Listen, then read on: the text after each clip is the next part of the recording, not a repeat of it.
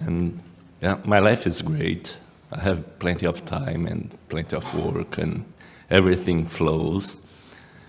And there are some times when I really feel such an alignment that it's different than the everyday feeling, although I'm always feeling good. You know what that is?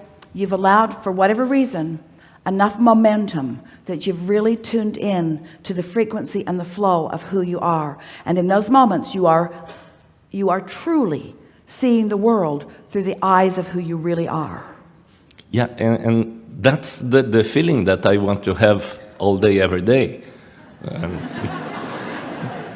Anything less than that is we know. Interesting. Esther's been claiming the same. She's been saying she's a vibrational snob because she likes that feeling. But when you think about it, isn't contrast part of what sharpens your appreciation and therefore your enjoyment of things? In other words, when you think about it, when you think about eating a really wonderful meal, Esther and friends, everyone who was helping to set up here, had dinner last night, and at the end someone said,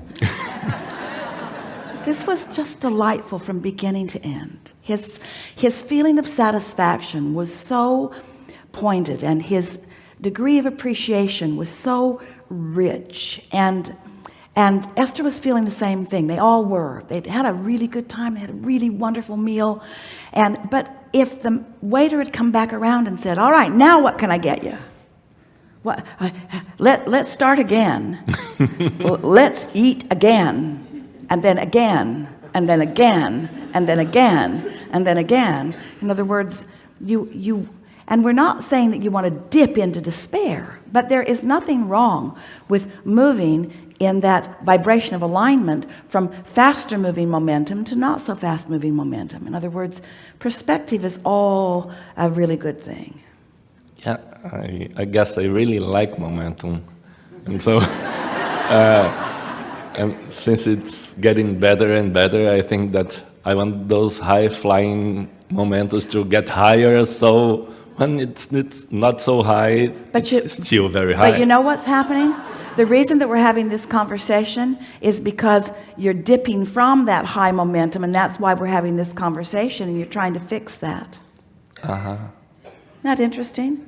Because we're not having a conversation about the high momentum. You're talking about the absence of it. So let's skip it. So yeah. So there's a. I don't want this conversation anymore. Let's go to another one. Isn't it interesting? Isn't it? Because every subject is really two subjects. What is wanted is on one end of the stick, and the absence of it is on the other. And you know what? It's all right. We want you to embrace your highs and your lows. We want you to feel good about your positive emotions and your negative emotions. That's really what unconditional love is. Unconditional love is a knowledge that love and alignment and clarity and well-being and thriving and worthiness is who I am. That's just who I am. And nothing, no matter how it appears in this moment, is taking away from who I really am. And of course, I have the ability to look and look and look and look and to experience whatever it is I'm choosing to look at and experience. But it doesn't take away from who I really am. I am unconditionally solid. That's really what we want you to reach for. I'm unconditionally solid. And of course, you prefer feeling better than not good. Of course you do. That's a given. We just know for sure that when you focus upon how much you like to feel appreciation will show up more and more and more and more and more. And when you are missing it, the absence of it shows up more and more and more and more and more. Law of attraction is just this glorious, consistent best friend you've ever had, because it never gets squirrely on you. It's never arbitrary. It's always, always, always consistent. You can always count on it. Well, isn't that something good to know? I get to feel as good as I choose to feel in every moment of my life experience. And the more you care about that and the more you accomplish that, then the easier it is to ride that out.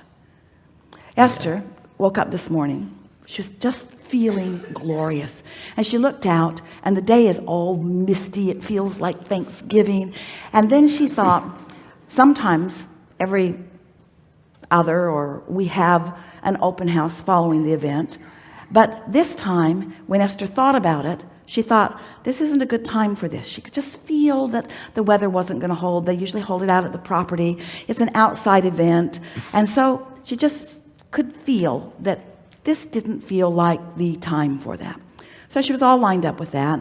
She'd done her focus wheels, and she was looking forward to seeing all of you and knowing that this was going to be a wonderful, dynamic day. It always is, but she loves the richness of this crowd. And then she heard from someone that some people were disappointed that there wasn't going to be an open house, and couldn't we just kind of put something together? And Esther got all flustered as she got focused upon the disappointment of someone else. And then as she was sitting back here getting ready for you, she could hear you and feel you, and she thought, why in the world would I focus upon anything that would take me from my alignment? And the reason is because somebody dished it up and handed it to you.